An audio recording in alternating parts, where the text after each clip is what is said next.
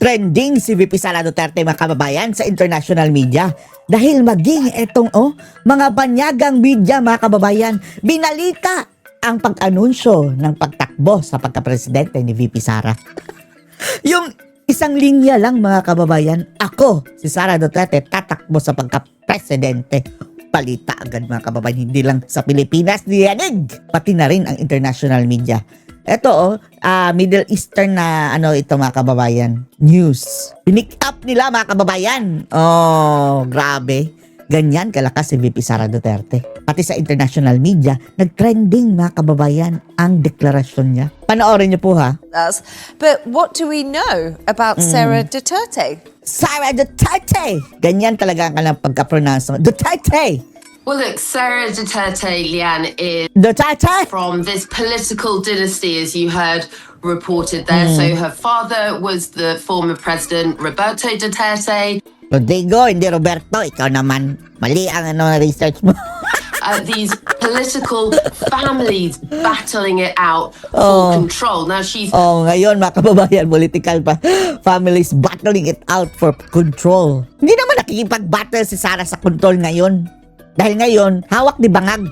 47 years old. She said in that speech that she asks for forgiveness for backing President Ferdinand Marcos Jr. Ayan mga kababayan, umabot na rin sa kanila ang balita na humingi ng tawad si VP Sara sa sa pag-endorso kay Ferdinand Marcos Jr. At the last election, she said he lied during his campaign. Nagsinungaling si Marcos during his campaign promises. He's making promises that he didn't keep. She is currently, it's thought, according to polls, the front runner. But guys, that isn't always a great thing in the Philippines. We've heard some Front runner ha? Si VP Sara. experts say early leaders are not guaranteed, and Tapos nakinig sila sa mga gunggong na mga eksperto ng kunwari mga kababayan na hindi marunong tumingin sa mga variable na halos lahat daw ng mga early leaders hindi na nanalo yung unang mga kababayan. Ibahin nyo ang mga Duterte. Ibahin nyo si Sara. sometimes it's seen as sort of having your head above the parapet and really potentially facing pretty fierce resistance from the those that are still in power. Alam nyo bakit? Mga chika babes. Mga banyaga. Dahil sa Pilipinas, kung ikaw ang mauunang magdeklara ng kandidatura, sisiraan ka ng sisiraan. Yan si VP Inday, matagal na yan siniraan. 2022 pa lang mga kababayan, as early as 2022, siniraan na siya. Number 1 pa rin siya. Hindi bumababa ang kanyang rating. Pati dyan sa survey, sa presidential survey. Tiningnan ba yan na variable ng mga political analyst na sinasabi ninyo na pinagtanungan nyo sa Pilipinas? Ahead of time. So there is a long way to go, but the race is sort of looking like it's starting to take shape, and Sara Duterte taking this battle that she's had with the current president. Taking this battle, current president. Pati umabot na pala dyan sa mga kababayan sa ibang bansa ang awayan ni na Bangag at ni Sara. And moving it towards the ballot box. I must say something. It sounds like a Netflix plot, doesn't it? Parang drama daw sa Netflix. All the drama that's happened because, of course, Dahil sa Bangag. Because of the, anong tawag yung mga kababayan? Kokjo person there in the palace. Sara Duterte's father, Rodrigo Duterte, is Joe Twitch. in The Hague at the moment, so there's lots of information about all of this happening. Alam kaya nila mga kababayan kung paano dinukot si Tatay Digong. Alamin nyo, media. Kaya careful tayo mga kababayan. Etong ginagawa ng ng mga dilawan mga kababayan. Kampi nila ang media dito. Nagkakalat sila ng kasinungalingan mga kababayan. And then, yung mga walang kamalay-malay sa labas, katulad ng mga ICC, yan ang naririnig nila.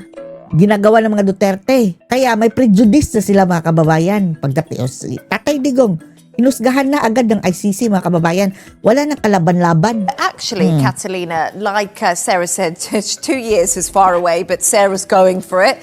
The other Sarah, she's putting her ring in the hat. Yeah, Sarah in the Philippines. But what's the sentiment on the ground about the elections and about Sarah herself? So on the ground, just as it is in politics, as Sarah also said, it's these two political families and dynasties that are battling out. So we're seeing this in politics and in the ground. So obviously in the ground, we're seeing mixed reactions. Mixed reaction. Pero karamihan, tingnan nyo sa mga mga kababayan, mini-survey nila, di ba? Kung mag-love ka daw, Sarah, grabe mga kababayan. 90% ng mga tao pro Sarah mga kababayan. Tingnan nyo ang nagsasabing ayaw bumoto base sa mga reaction. 10% lang siguro. Kasama pa dun ang mga bots nila mga kababayan, mga trolls. So first, what you have her supporters, especially in Mindanao, among the people who actually are Hindi lang fans sa Mindanao, pati sa Visayas at Luzon. like her father's style of leadership. They're excited about this presidential bid. So they see her as a strong, decisive woman that it's able to bring back stability and tackle corruption. Sana minorities din dito mga kababayan na matindi na ang corruption under Marcos administration. Na si Sarah ang ating inaasahan para supilin itong corruption na nangyayari ngayon sa Pilipinas. So this announcement has actually energized her core supporters in the country. Energized kami. Especially in this area of the Philippines. And among those who actually feel Pero nakuryente kami pagkatapos na sinabing posibleng si Amy nostalgic ang Marcos ang vice. for this tough called populist style that her father had, and that he became known for. So early surveys actually say that her political party endorsement suggests she's starting with a strong name recognition that we know. So Hindi lang recognition. Pati talaga sa performance mga kababayan. Trust rating. her base Performance rating. believes that she offers a contrast to what the current administration is offering. So this is one side of the picture. Contrast. Meaning, talagang salungat mga kababayan. Total opposite kung ang gobyernong bangag ngayon ni Marcos. Si Sarah ang contrast. Right? There's always another one. There's the significant picture that comes with skepticism that comes from opposition. So on the other hand, critics remain skeptical. Obviously, she has a lot of political troubles going on. She has corruption, political controversy. Ayan mga kababayan, tinaniman na nila na issue na corruption. Tapos ipapabalitan nila sa ibang bansa. Hindi nyo alam na walang basihan ang kanilang corruption issues dahil on the Commission on Audit, walang nakitang mga international media na anomalya ang taga-audit ng aming bansa. Ang nagsasabing mayroong kinurakit sa Sarah ay ang kanyang mga kritikong mga NPA. Dahil gusto nilang malaman kung saan ginastos ang confidential fund at confidential fund na ginagamit laban sa kanila. Paniniktik sa kanila. So people are openly questioning her motives. Why is she running so early? We have Hindi siya running so early, declared lang too early. Hindi pa naman siya tumatakbo 2 years to go. Is this in order to possibly distract from these ongoing political controversies? So this is what most of her opposition is questioning and being Akala ko sa ikaw ang nagsabi. skeptical about. So then there's also a middle group who is the undecided group that is seeing these two families battle it out and they're still undecided. I also wanted to mention that the critics also mainly come from student groups, to youth movements, and also the opposition party, of course.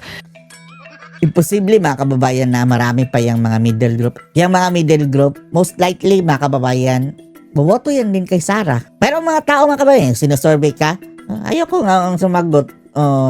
Pero in their minds mga kababayan, made up na yan. Recall na lang natin mga kababayan kung yung performance na rating ng kanyang tatay bago bumaba 88%. Yan pa rin mga kababayan ang posibleng makukuha ni Sarah na mga boto.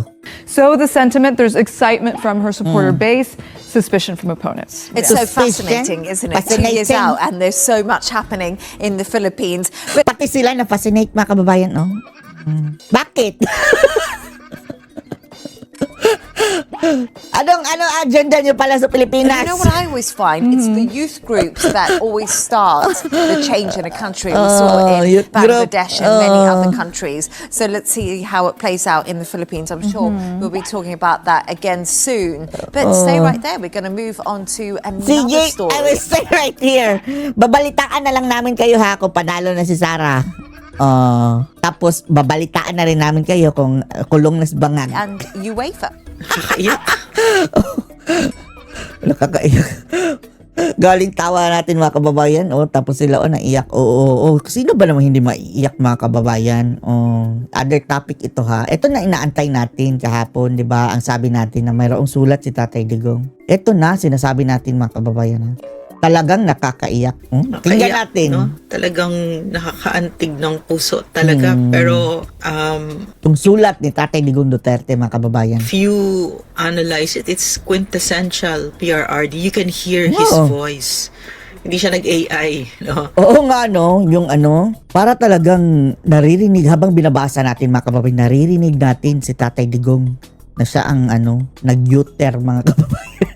Nag-utering siya ang talagang nagsabi nun. Parang naririnig natin ang boses si Tatay Digong. Talagang siya ito. And the words that he wrote there, no, very powerful words. Powerful words. That's it. Hindi katulad ng mga mga kababayan, binabasa ni Bangag mga speeches niya. Kulang na lang mga kababayan. Kulang na lang as an AI agent. Diyos ko Lord. Tapos isa pa yung anak niya, Sandro Marcos mga kababayan, nag-speech to my wife. Diyos ko, sa akin walang wife. Dahil speech pala ng tatay, Diyos ko Lord. Ganyan ang klaseng uri, ito mga bangag mga kababayan. Magaling lang silang magbasa. His life, no? Yan yung kwento ng buhay niya. Parang when you're reading that message, it's like you can almost see the unfolding of his entire life, no? Yung pagmamahal niya sa Pilipinas, yung soberenya, at he will never bow to a foreign entity. He will only bow to the Filipino people. This is his life. This is the entire life of Rodrigo Roa Duterte and his love for us. 'Di ba? Yan yung sinasabi niya. Yan yung pinaka Eric, sabihin mo sa ating mga kababayan kasi yung last niya is kaninyo ako magpabaling sulugonon. Hindi. Kaninyo ako magpabiling sulugoon. I will remain your servant. Could you tell us what it means because it's so beautiful? Oo, ang huling linya na yan po ay Bisaya yan. Yeah. Bisayan words. Yan ang ending words ni Tatay Digong mga kababayan sa kanyang mga sa mga speeches at yung lalong-lalo na mayor pa siya mga Po kababayan. yan. At ang ibig sabihin niyan, sa inyo, ako ay inyong tagapaglingkod. Tagapaglingkod. Yeah. To you, Sa inyo, ako ay nananatiling inyong tagapaglingkod. I will always be a servant to you. Imagine, no? That's what I mean. It's quintessential Digong, no? Hanggang sa kahuli-hulihan. And Grabe mga kababayan, no? Buong buhay mga kababayan ni Tatay Digong, inalay niya. Inalay niya para sa bayan, paglilingkod mga kababayan, public service. Muntik pa siyang mapatay ng NPA dati mga kababayan. Tinutukan siya ng baril sa ulo. Prosecutor pa siya mga kababayan. Hanggang naging mayor siya. Nasakripisyo pa niya ang kanyang pamilya, napabayaan niya ang kanyang mga kababayan. Responsibilidad niya sa bahay, kaya nagka-divorce siya. Kaya distant din ang sinasara sa kanya. Then inalay niya kanyang buhay sa pagsiservisyo hanggang naging presidente. Nilabanan niya ang mga NPA, mga durugista, mga kriminal, lahat mga kababayan, mga oligarkong mga salbahe. Tapos ito ang isusukli sa kanya mga kababayan, ibubulok siya sa bilangguan. At worst, ang sabi pa niya, tanggap na ni Tatay Digong na doon na siya mamamatay sa selda. Grabe. Ang lahat ng ito mga kababayan ay dahil kay Bangag. Dahil pinadukot siya mga kababayan. this is what I mean when you can almost hear his voice. He's really just that's his area of his strength. No, how he was so connected to the Filipino people. He would talk to us. He would talk to us through that dark shadow of the valley of death during COVID, and he just I'll never leave you. No, and I'm hearing his voice. Tapos yung mga salbahe, mga kababayan, sina Lacson at Soto, nagtago, di ba? Sa kasagsagan ng COVID, tapos lumabas bigla nung after na bakunahan. Tapos nagtuturo-turo ng corruption daw mga kababayan, mga animal talaga. Overpriced daw. Gayon lahat naman ng bilihin nun mga kababayan, overpriced. Very clearly. And to the end, no, yung ang ganda-ganda ng speech niya, parang sila ni VP ganon, no, marinig mo ang boses nila, both beautiful speeches, no, parang you put them side by side together and it's the same thing what they're saying, no. Powerful mga kababayan ang mga speeches ni na Tatay saying- Digong at saka talaga yanig ang buong bayan, mga kababayan, kung magsalita sila. Kagaya nitong si Sara, mga kababayan, no? One-liner. Last sentence niya, mga kababayan. Ako, Sara Duterte, tatakbo pagkapangulo. International news. Lingkod, kasi si Inday, Samantalang, ang nagfeeling imakulada, mga kababayan, halos ipagdildila ng kanyang sarili. Ako ang winabol. Ako ang tatakbo kung wala nang iba. Kung gugustuhin nila. Diyos ko Lord, kahit sa radyo, mga kababayan, walang pumick up. Kahit marites. Kahit sa chismisan, wala. Pinagtawanan pa siya. naman, inilatag niya yung patawad. She said it 8 times Patawad. 8 times pala siya, no? Pinaulit-ulit niya, mga kababayan. Sa mga nabudol ni Marcos. Dito, patawad sa Hindi naman talaga kasalanan ni Sara, mga kababayan. Huwag natin siyang sisihin, ha? Dahil ang talaga may kasalanan dito ay ang bangag na yan. Wala nga dapat ihingi ng patawad si VP Sara. Dahil hindi naman siya ang gumawa ng masama, mga kababayan. Nabudol rin siya, biktima rin siya ng bangag. Bangag talaga, mga kababayan, ang may kasalanan. ganito, no? Lahat nung ginawa ni Bongbong Marcos na atraso niya sa bayan, and what I see is that this is going to be her diyan siya magfo-focus, no? Yan yung aayusin niya. Makita mo ang esensya. Essence. Ay, lingkod bayan ng Duterte, talagang naglilingkod sa bayan. Ito rin naglilingkod sa bayan. Ang sinabi ni VP, I will offer my life, Oo. my future, my strength. Pagsisilbihan niya ang bayan, mga kababayan. Bilang pambayad sa kanyang nagawa. Hindi naman kasalanan yun, mga kababayan. Nabudol din siya sa pagtulong lang, mga kababayan, na na-endorso si Bongbong Marcos na isa palang Judas. Bilang kapalit niyan, pagsasakripisyo siya para sa bayan. Tatakbo siya. my Future. strength, in the service of our country. Kasi humihingi siya ng patawad. Pagkatapos, I cannot ask forgiveness. I cannot kneel before each Filipino to ask for forgiveness. But this is a real apology, because a real apology also says, in exchange for that, I'm going to fix the damage that I caused, no? And there she is offering her life. And this is why the Dutertes are so beloved, because you read the message of PRRD, and it's the same, no? If I were to use one word, it's just really simply love, no? Love Because this is for what the I country. saw with PRRD and what I'm seeing with the Vice President. Kasi dati hindi ko kilala si Vice President Hindi ko siya kilala. Kilala ko lang si PRRD, and I was often amazed. Now, we would work until late at night at hanggang 1, 2, and I would see talagang yung sinasabi niya sineryoso ko, parang he was crucifying himself. Talagang pagod na siya, pero ano yung underlying doon, yung strength niya, ano yung gasolina niya, talagang pagmamahal sa bayan. Gasolina. Yun, no? At tapos nung nakilala ko Si Marcos, anong gasolina niya? Anong binabatak niya? si Inday, Marcos. Kung Mariosep, ganun na ganun din, no? Ganun din yung pag-aalay ng buhay sa bayan, no? So, nagtataka pa itong mga ito kung bakit mahal ng Pilipino ang mga Duterte. And they would like to lump us yung DDS, ganyan-ganyan. Hindi na Dutertismo na ito. Sasabihin agad DDS. Actually, sila ang nag-label ng DDS sa atin, mga kababayan. Tayo, talagang napahanga lang tayo, mga kababayan, na it's amazing na mayroon pa palang ganito katino na mga kababayan, namumuno. Tapos, napalabas nila, mga kababayan, na magkulto tayo daw. Dahil naniniwala daw tayo kay Digong. Saan kami maniniwala? Diyan, kagaya ni Marcos na kawatan. Ko Lord, for the longest time, naghahanap tayo ng ganitong klaseng leader. Once in a lifetime lang, mga kababayan, ng may ganito. Dalawa pa sa isang pamilya, mga kababayan. Paano hindi natin ito ipaglalaban? Na posibleng wala nang katulad ditong mga Duterte, mga kababayan. Ever. Bigyan tayo ng kahit anong, mga kababayan. Kaunting, hindi nga, pag-asa. Nang akala natin na talagang bulok na itong Pilipinas, mga kababayan. Dahil sa mga Duterte, nabigyan tayo ng pag-asa na pwede pa palang masalba ang Pilipinas. Nag-uusapan natin dito, good governance. Ito yung, and I like also, Eric, yung sa sulat ni PRRD, napakaliwanag. Si Bongbong Marcos ang gumawa nito. Siya ang napakidnap. Ang bangag. Palo talaga sa mukha, no? At saka itong yung soberenya, yung heinous crime, treasonous na ginawa sa akin si Bongbong Marcos ang Bongbong gumawa nito. Marcos, the incumbent president. Napakaganda talaga. Napakaganda. At saka yung hindi niya pag-recognize ng foreign entity. Sa ICC. Yan, Bigay mo na ang kapayapaan sa akin Yun ang dito buhay sa ni Zelda. PRRD talaga. Ayokong pumunta dyan. hindi yan, Because I do not acknowledge your jurisdiction.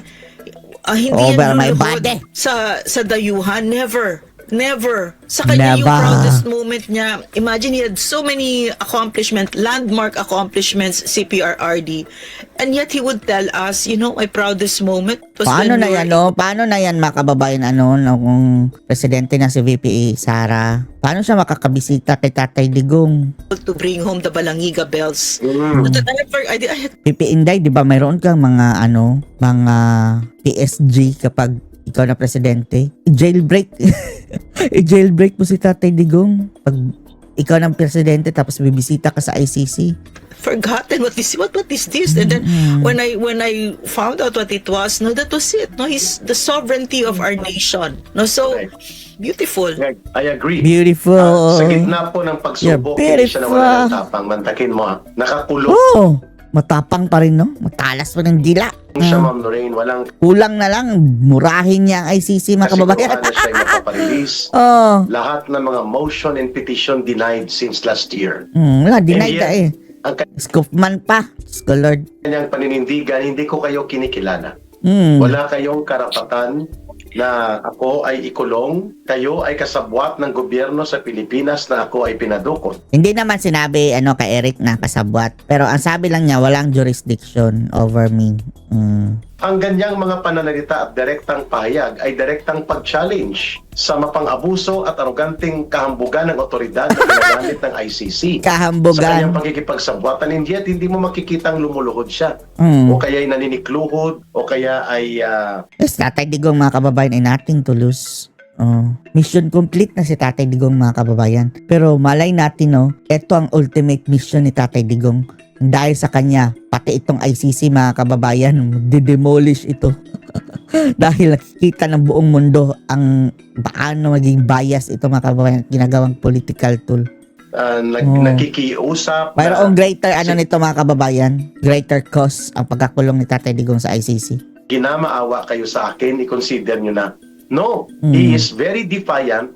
Talagang itinatakwil niya. Tama lang dapat. Kung ako man ay piyon ang pipiliin ko. Bakit kayo mangingialam? Manghihimasok sa mga usapin ng aming bansa?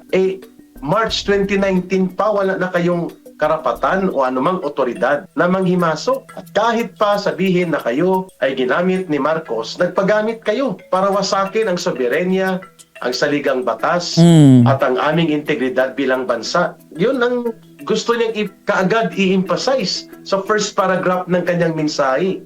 Mga kababayan, tapang. Tapang na kahit pa nagipit at bakbat ng pagsubok ng kagipitan, hindi siya lumuluhod. Sabi mo nga, Ma'am Lorraine, he will never submit himself to a foreign entity. Lalo na ang mga abusado, mapanghimasok at mga hambog at arugante sa poder na mga dayuhan the way. Isipin na lang, Tatay Digong, mga kababayan, na andyan siya sa retirement niya, home for the aged. Diba? At least, mga kababayan, not bad naman ang kulungan sa ICC dahil mayroon namang TV. May heater, may aircon. Pinagsisilbihan sila, mga kababayan. Maganda! In fairness, yan na lang, isipin na lang natin, mga kababayan, kaysa sa kung dito siya gigipitin, mga kababayan, ni Marcos. Hindi siya ikukulong, ipapatayin siya, mga kababayan. At kung ikukulong man, dito napakahirap ang kulungan. ICC right now is doing its conduct of affairs. Ito sa tingin natin, mga kababayan, si Tatay Digong, kung mapapalaya na siya, mga kababayan, hindi mo na siya uuwi hanggat andyan si Bangag. Malay mo, dito siya ipapakulong. Diba? Ang pangit ng kulungan dito. At the only na idinitini ng ICC na kayang pagsalitaan sila ng ganong kalatag at direktang pagpupula. Grabe, sharp, no? Duterte pala nakagawa nito. mga kababayan, Ma'am Lorraine. Oh, dahil ang Eric, nakakulong ano, doon, Eric, mga kababayan. mga kababayan, no? Ang nakakulong doon, puro, "Oh, release me, let me go."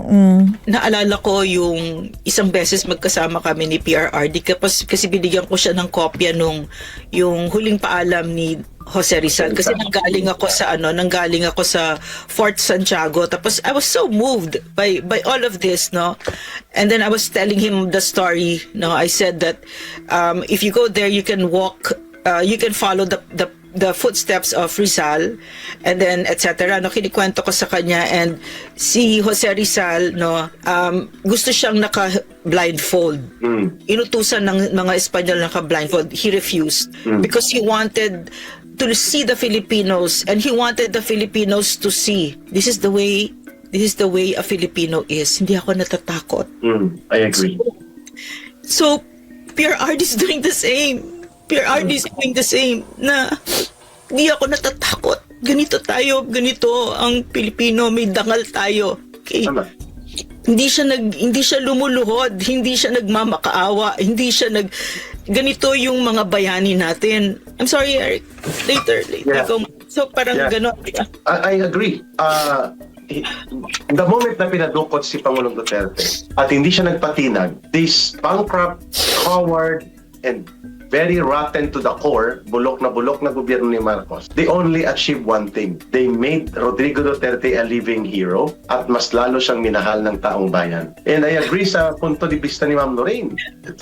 The statement released by Digong was not about him. It was about the nation. It was about the Filipino people. Ang ina-address dito ni Pangulong Duterte ang taong bayan, hindi yung kanyang sariling kalagayan. Kung hindi, ginagamit niya ang kanyang sariling kagipitan upang ipakita sa mga mamamayan, sa taong bayan, na hindi dapat tayo matakot sa anumang kalagayan na ang ating dangal at integridad, hindi lamang bilang mga Pilipino, kundi bilang isang bansa. Kailangan wag natin niyang bitawan. Kung ang gobyerno sa Pilipinas ngayon, tagapagtaguyod ng kataksilan, katraiduran, tagapag-facilitate ng pangingidnap ng kanyang sariling mamamayan, at hindi pa kontento mga kulukoy na ito, pati ang dalawang senador, dating DOJ Secretary at iba pa mga naglingkod na general ng ating Philippine National Police, ipapadukot din nila. Tama lang itong pahayag ni Pangulong Duterte. Mga kababayan, and sabi pa niya, Ma'am Lorraine, doon sa kanyang sinulat, hindi siya natatakot na harapin ang mga nag-aakusa sa kanya. Ang binabanggit niya, mas gusto ko sana na hinaharap ko ang mga ito sa sarili kong bansa, so that he will have the time to confront his accusers and he will have his day in court in his own motherland. Hindi siya tumatakas, hindi siya umiiwas doon sa gustong siya ipapanagutin kahit ito ay gawa-gawa. Subalit sabi niya, mas makatarungan itong ginawa sa sariling bansa natin, hindi sa mga dayuhang nangingialam at walang ni anumang karapatan para tayo ay papanghimasukan, Ma'am Lorraine. Eric, yung ang ganda talaga nung sulat niya, kasi yung ginawa ni Bongbong Marcos sa Pilipinas, nakakahiya. Talagang tinanggalan niya talaga tayo ng dangal sa global community. Yes. And it's a crime against humanity. Global ito. International issue ito. No, so yung pagtanggal niya ng dangal nitong si Bangag, no, itong si Bongbong Marcos, pagtanggal niya ng dangal, si PRRD binabalik niya yung dangal natin, no. Hindi siya talagang tumatayo siya diyan, quiet, dignified, at maliwanag na hindi ko tinatanggap ang authority ng ICC. Tapos alam mo, ang maganda pa dito, no, nabubuko ang ICC sa buong mundo. Yes. Kasi alam mo Eric, ito yung mga kababayan, ito yung naging experience ko kay PRRD no? Kung bakit ko siya sinusundan ko, todo suporta ako diyan kasi at binibigay ko yung buhay ko sa kanya kasi nakita ko talagang ang husay-husay niya, no, na ang tingin ko dito, when the dust has settled, when everything has been said and done, because of PRRD, matatanggal na yan, mawawasak na yung ICC na yan, mawawasak ang CPP, mawawasak yung bangag na yan. Ganyan kagaling si PRRD. Pero ganito siya, no? Ganito siya, inaalay niya ang buhay niya. No, so sa atin masakit 'yon. Kasi gusto natin iuwi natin siya. 'Di ba? Gusto natin na ibigay natin kung ano what he richly deserves. 'Di ba na he will die in his own country and he will enjoy the last years of his life because he was someone who served us so well, faithfully, excellently with great love. Pero parang hindi na, pero sinasabi niya ganito, hindi na tanggap ko na kahit mamatay ako dito. 'Di ba? So, yan yung that's the paradox to all of this eh. Even though it seems like a position of weakness kasi parang you're surrendering eh. It's such a strong position. It's from a position of strength where you let go of your life and you say, I offer it. And then in the same vein, he says, you have to know that even andito ako, ang puso ko, ang kaluluwa ko, nasa Pilipino. Grabe, di ba? Talagang... Tapos yung last line niya, Mama, sa inyo lamang ako maglilingkod. Di ba? Di ba? No? Parang, it's really his destiny, eh? No? Because, CPRRD, another story, we were asked to, nung pag-upo niya ng president, may Malacanang sa Davao. Panahon ni GMA nilagay yan, no? So, and then nung pagpasok niya, nakita niya puro portrait niya, pinatanggal niya. 17 portraits niya, pinatanggal niya. Tapos sabi niya sa akin, ilagay ninyo dyan. Kami nung uncle ko, yung Mayor Vic Badoy, who was with the National Heritage, no? Ilagay niyo dyan yung mga bayani natin. And ang galing-galing niya kasi nung paglagay namin, ang ganda, eksakto talaga. So, ang gusto kong sabihin lang, no, parang he has joined the pantheon of heroes and heroines, Philippine heroes and heroines, and really, PRRD has earned his destiny. Dito talaga kaya tayo, tatatagan natin ang loob natin, no? Correct. Yun lang, Eric. Tama ka dyan, Ma'am Lorraine, sa pananaw na yan, sapagkat yung mga naunang mga bayani, balikan na namin ni Ma'am Lorraine, ang mga banyaga at dayuhang puwersa, tinatawag silang bandido, mga tulisan. Pero hindi totoo yun. Like, later, nalaman ng buong bayan na hindi sila mga bandido like si Macario Sakay. Yeah.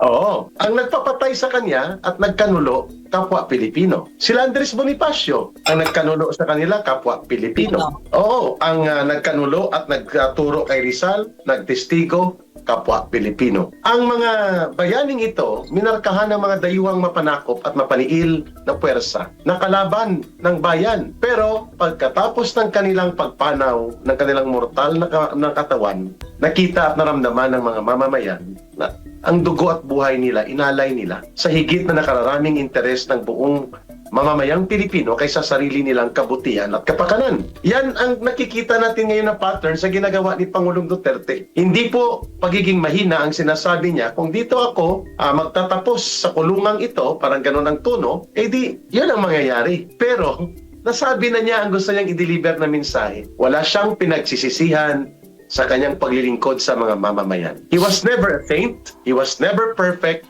but he did the right thing when the right time and the right thing required na dapat gawin yon. Hindi siya nagatubili na ipagtanggol ang kanyang bayan, ang kanyang mamamayan, laban sa pagdausdos ng kaayusan, pagkawasak ng batas, paglaganap ng krimen, terorismo, abuso at mga pangungurakot sa gobyerno na papanahon na dumating si Rodrigo Duterte. Kaya kung hindi siya dumating at hindi niya ginawa ang mga bagay na inaakusa sa kanyang nagmalapis at nang abuso siya, mga kababayan, lalo lamang tayong nalugmok at nagumon at baka tayo ay wala ng pinagkaiba sa mga bansa na tinatawag na narco-state, na ang gobyerno nila ay hostage na mga kriminal at mga drogista. Sa bagay, ang Pilipinas ngayon, hostage din naman talaga ng ang gobyerno natin ng isang drogista, subalit ng kanyang private army ay nakakahiya ang Armed Forces of the Philippines, parang pribado niya ang tagapagprotekta. Kaya dito ko ngayon makikita ang punto de vista ni Pangulong Duterte nang nandito pa sa Pilipinas. Pinapanawagan niyang AFP, kayo ang makakagawa ng hakbang para matapos ang problema na ito. He was not instigating kudeta. He was not inciting to sedition.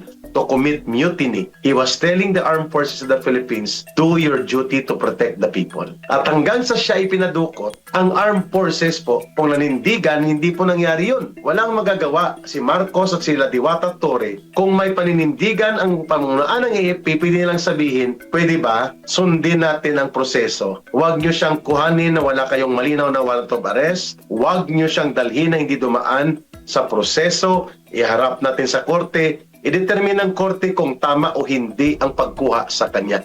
Nag-approve ng kanyang flight na kaya niyang ilipad siya, military doctor. Tang-ina talaga. Military doctor. Pwede naman yun i-overturn. Ang sinabi ng military doctor na yon, pwedeng i-overturn yun ng commander na mas mataas sa kanya. No, we seek higher and serious authority of medical determination, including judicial process, to determine kung ang former president ay dapat dalhin o hindi.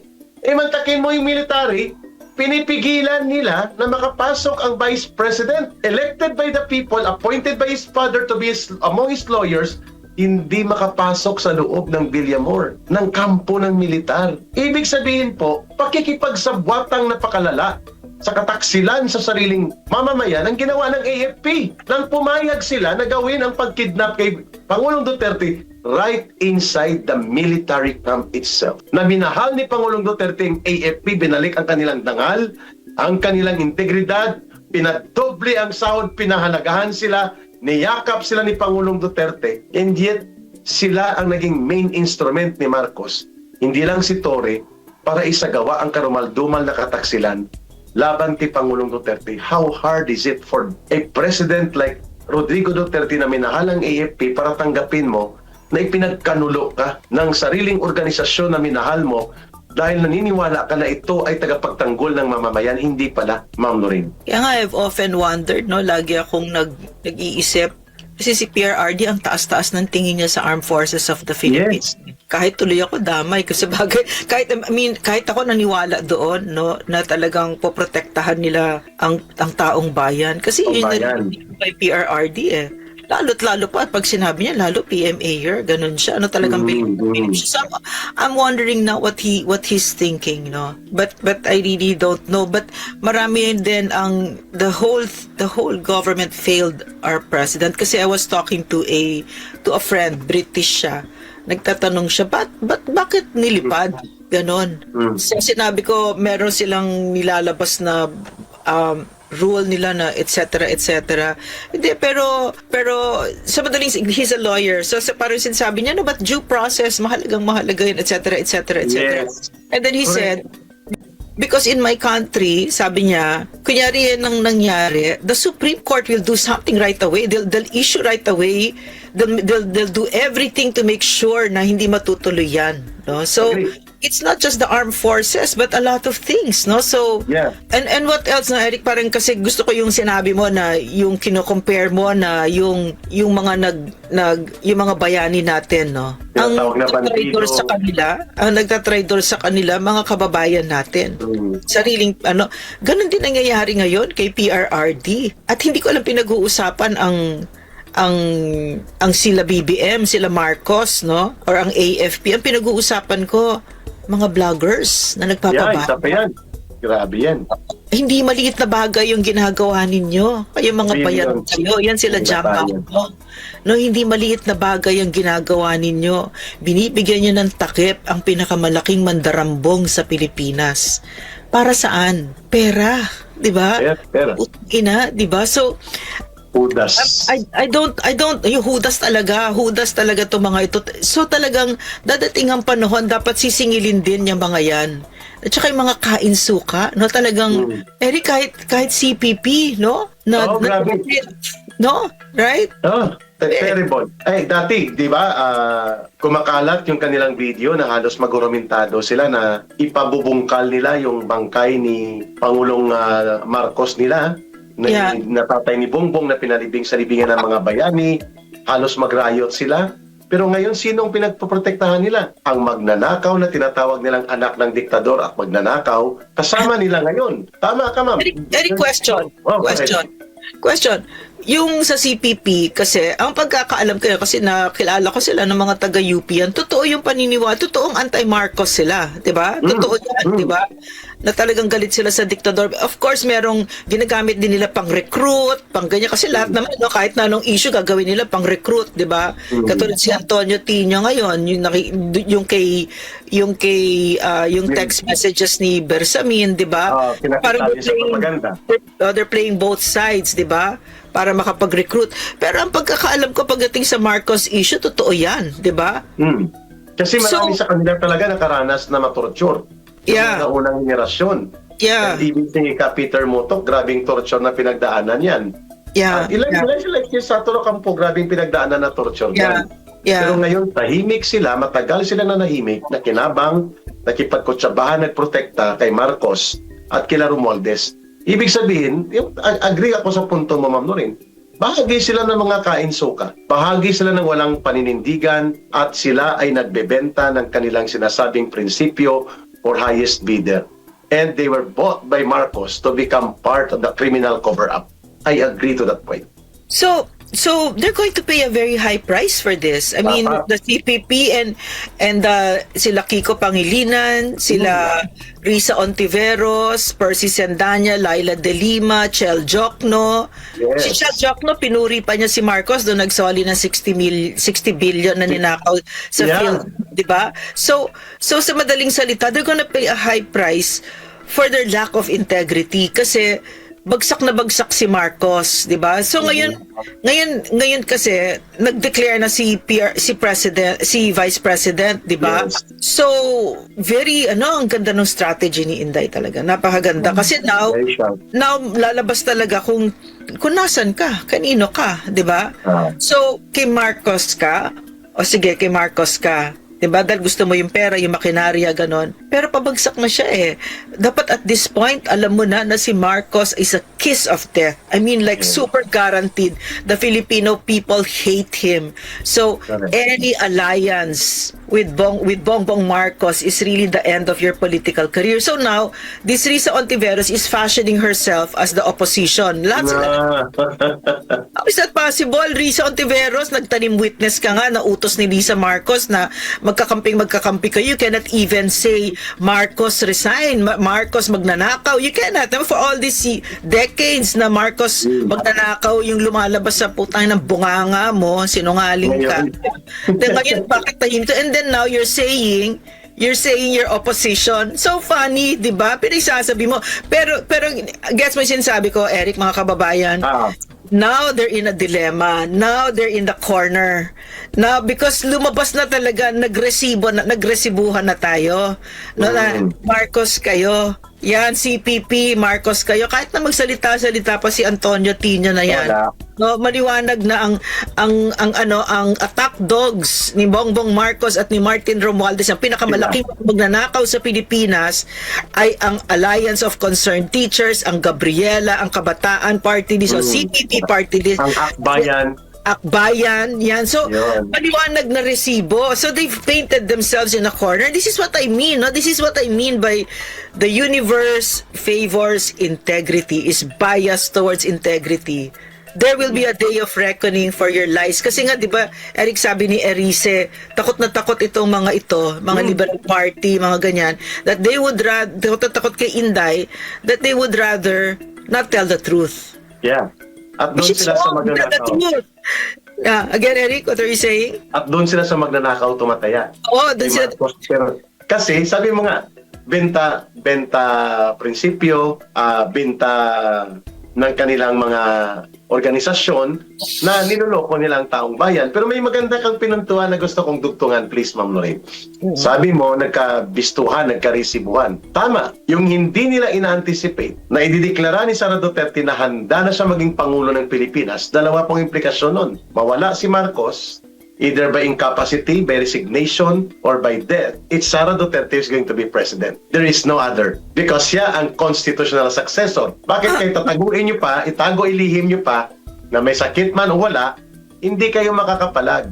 Either before 2028 or during the elections in 2028, Sara Duterte will be president. It's written in the stars. In fact, she was already president in 2022.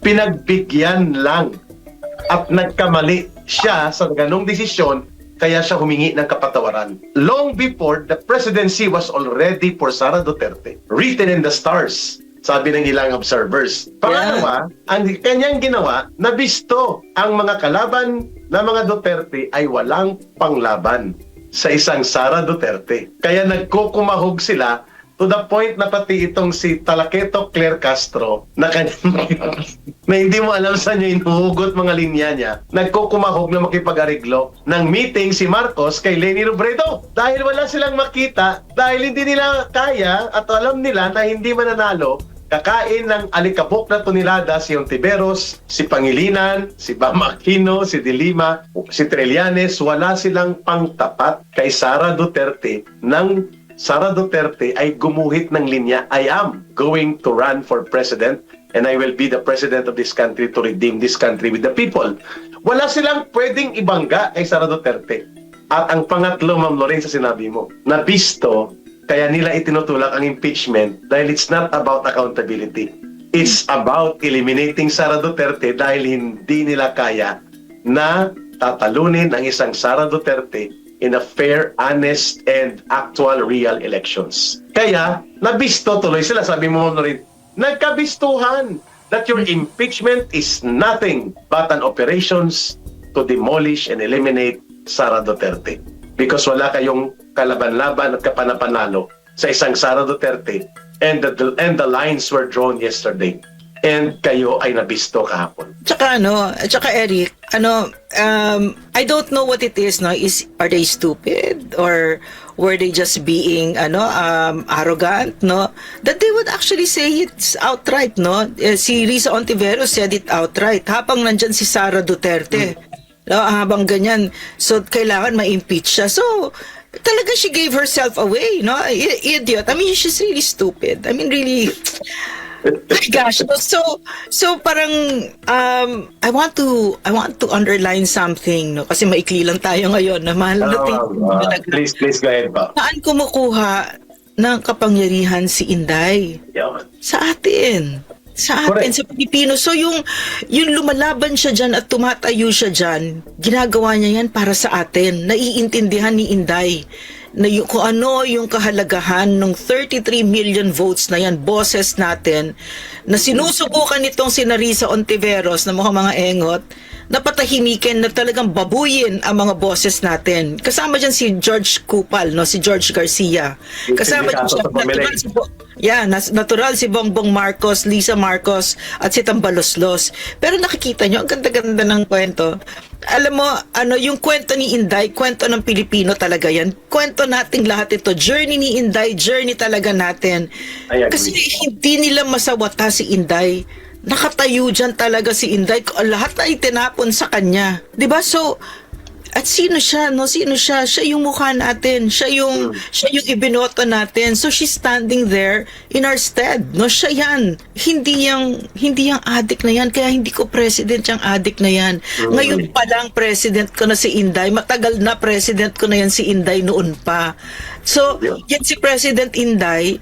Ang ganda-ganda, parang yung ama niya na binibigyan tayo ng dangal habang binababoy tayo, no, nitong Bongbong Marcos na ito. Pero siya, katulad nung pagbababoy ni Bongbong Marcos at ng ICC kay PRRD, si Inday, si PRRD, binibigyan nila tayo ng dangal. Alam mo, si Inday, no, I like what she said, no, yung naintindihan ko na at tanggap ko na, 'di ba? Sa madaling salita, hindi siya power hungry. Hindi siya power hungry na ngayon naintindihan ko na kung ano ibig sabihin nung sinisigaw ninyo yung pangalan ko. Tanggap ko na ang buhay ko will be not ordinary, 'di ba? Tanggap ko na at yakap ko na. And you know what? This is where my heart bleeds for her because like I told you, I do not know why anybody would want to be president. It's really like talagang parang sinaksak mo talaga yung sarili mo. No, talagang, that's why when people tell me, oh, you also, Inday, I really love my private life. It's wonderful to be a private citizen, di ba, Eric? No, ang sarap, di ba? Kaya nga sa madaling salita, yung sinabi ni Inday, I offer my life, My Diba? strength, my future, my My life. future in the service of the nation. Mabigat yun. Ang bigat Ah, nun. kasi tinanggap niya, ma'am, eh. Eric, Ang- parang yung It was a sinabi mission ni... actually, ma'am, eh. Ma'am, Ano mission yun? statement yun.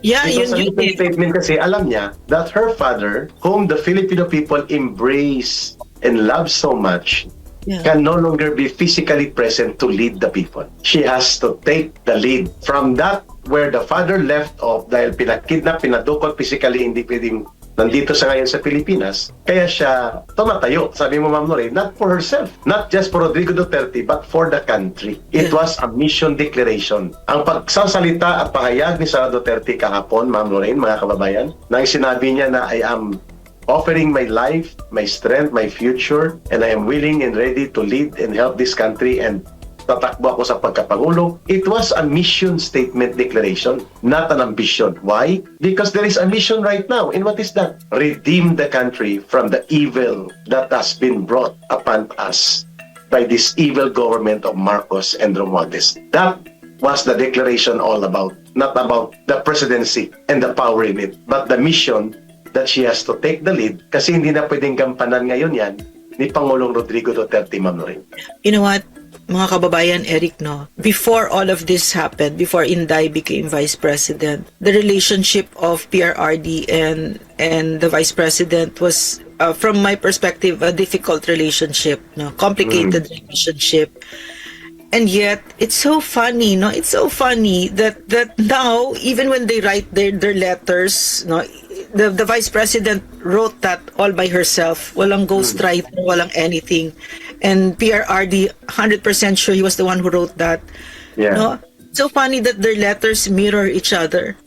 No, so Magkadugtong. it's so funny kasi syempre, I can see it from my perspective, no, self-referential. I can remember my father as well. Parang I did not want to be a public servant at all, as in no way. As ayoko nga yan, ganyan. But he would say, why don't you? Diba? Why don't you? Kasi ang hilig mo mag-criticize, diba? So, but I ran away from it for a longest time. And then now it really reminds me, no, I forget what that quote is, but when daughters and about children and their fathers, no, that you when they go, parang the light shifts and you walk in the light of your father. In the light Parang, of your father. yeah. Ganun siya no? Kahit na talagang tinakbuhan niya ito Tinakbuhan niya talaga yung destiny niya, pero ito na, no? Talagang destiny ni Inday maging president. She will be president. There's no Written in the stars. doubt about it. Yeah. Yes. Ma'am, ang ganda pa ng talakayan natin, pero mayroon pa po tayong mga obligasyon. Kayo din po. Eric. Po yeah, ma'am, go ahead po. Okay, this is what happens when your father dies. Okay, the son. This is from a tribe. The sun shifts forever, and you walk in his light. Yeah. PRRD is not dead. I'm just saying that he's away right now. No, so well, it's like it's a form of death, di ba? Yeah.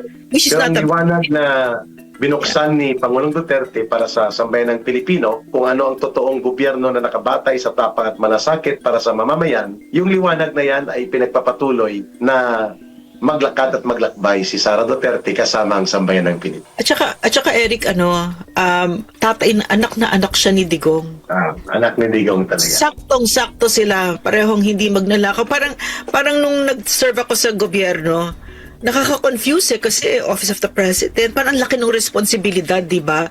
So when I would get confused, what I learned was that I knew exactly what to do because of my father. I knew exactly. I mean, he didn't preach to me. He didn't say, Jo, ganito gawin mo. Kasi wala na, he had extreme, severe dementia already at that time. No? So he was a little boy. Wala na siya. But the example of his life, no? It was so easy. Parang I knew exactly what to do. I knew, di ka magnanakaw, magsilbi ka, dapat humble ka, dapat ganun ka. And I can see it with Inday and PRRD. Parang she's exactly like her father sa good governance. She knows exactly. Pero I'm thinking, alam mo Eric, mga kababayan,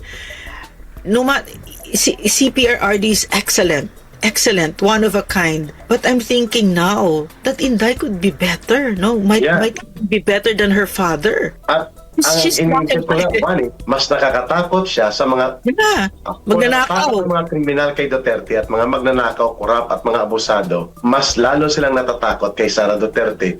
Because we see that fear sa mga bulok na politiko kagaya ng Tiberos, Dilima, sa CPP, PNDF. How they hate it so much.